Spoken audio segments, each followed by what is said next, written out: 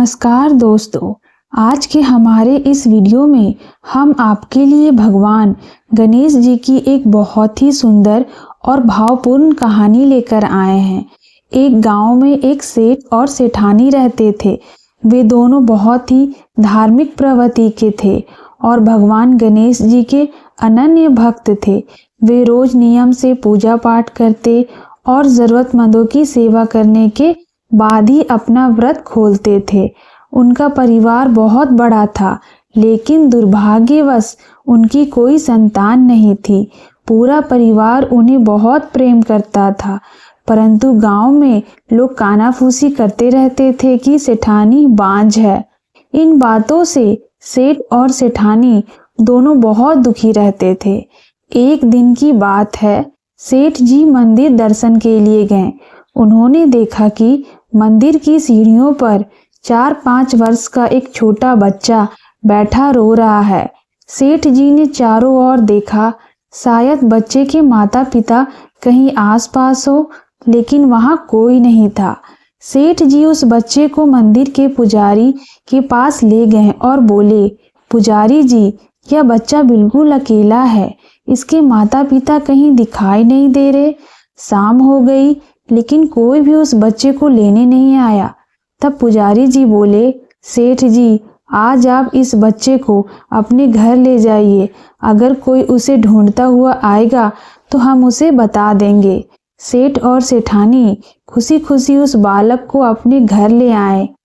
कई दिनों तक जब कोई भी उस बच्चे को लेने नहीं आया, तब गांव के सरपंचों की सलाह से सेठ सेठानी ने उस बच्चे को गोद ले लिया। सेठानी ने उस बच्चे का नाम गणेश रखा। समय बीतता गया और गणेश धीरे धीरे बड़ा होने लगा। एक दिन एक ठग पति पत्नी उस गांव में आए। वे भगवान गणेश जी के मंदिर की सीढ़ियों पर बैठ गए और गांव के सबसे अमीर व्यक्ति को ठगने की योजना बनाने लगे। तभी पुजारी जी वहां आ गए और उन अनजान पति पत्नी को देखकर उनसे पूछताछ की। पहले तो उन्होंने कोई जवाब नहीं दिया। तब पुजारी जी ने पूछा, क्या आपका कोई बच्चा खो गया है? तुरंत ठग पति पत्नी बोले, हाँ, हमारा बच्चा खो गया है। पुजारी जी ने पूछा, कितने समय पहले?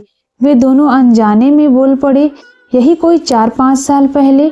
पुजारी जी बोले, उदास मत होइए, आपका बच्चा इसी गांव में है और एक सेठ के यहाँ पल रहा है। पुजारी जी उन दोनों को सेठ जी के घर ले गए। जब सेठ जी को यह पता चला कि वे गणेश को अपना बच्चा बता रहे हैं, तो सेठ जी बोले, आज बहुत रात हो गई है, आप आज यहीं ठहर जाइए, कल सुबह बात करेंगे। ठग पति पत्नी तो यही चाहते थे, वे बच्चा लेने नहीं बल्कि सेठ जी को ठगने आए थे। रात में उन्होंने चोरी की योजना बनानी शुरू कर दी। उधर सेठ और सेठानी को नींद नहीं आ रही थी।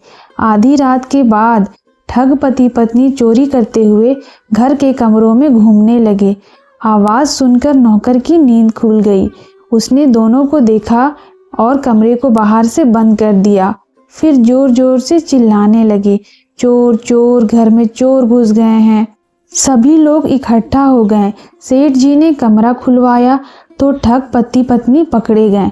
जब उन्हें अपनी योजना विफल होती दिखी तो वे जिद पर अड़ गए और बोले, यह बच्चा हमारा है और हम इसे लेकर ही जाएंगे।